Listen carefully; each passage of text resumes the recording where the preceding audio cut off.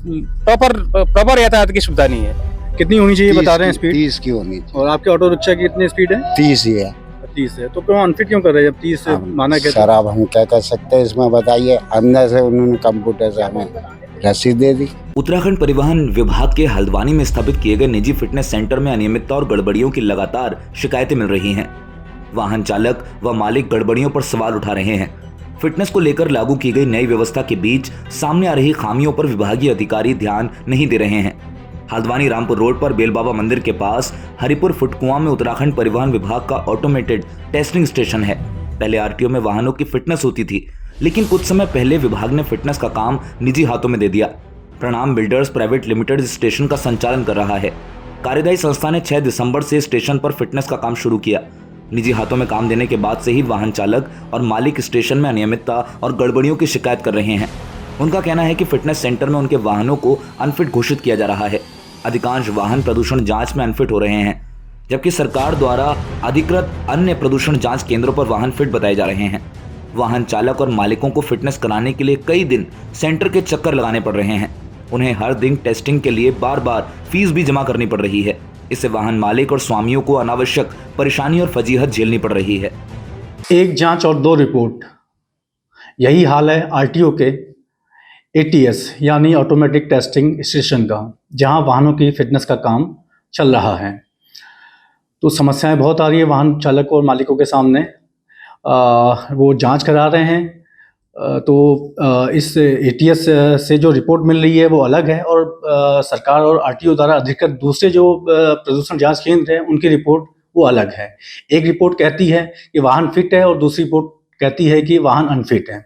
अब वाहन चालक और मालिक खासे परेशान हैं। लगातार ऑटोमेटिक टेस्टिंग स्टेशन है उसके चक्कर काट रहे हैं वाहनों के फिटनेस के लिए।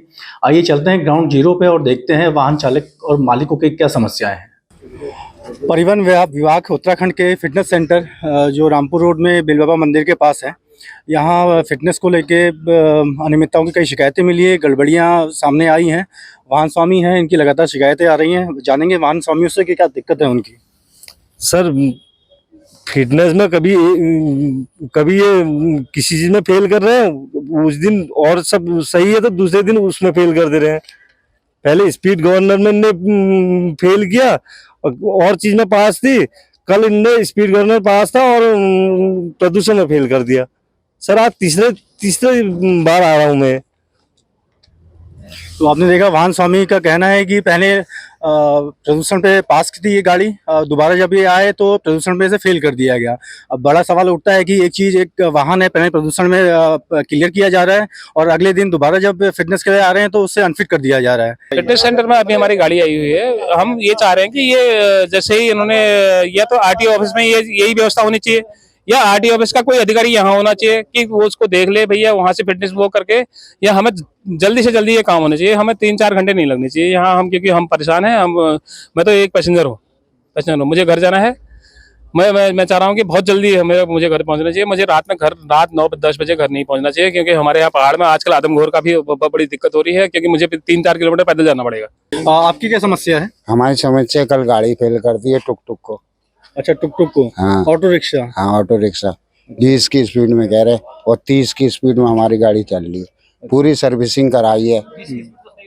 नहीं, आपको अनफिट किस में किया गया? स्पीड में, स्पीड गवर्नर में अनफिट किया गया। अच्छा। स्पीड ये कम स्पीड चल रही है।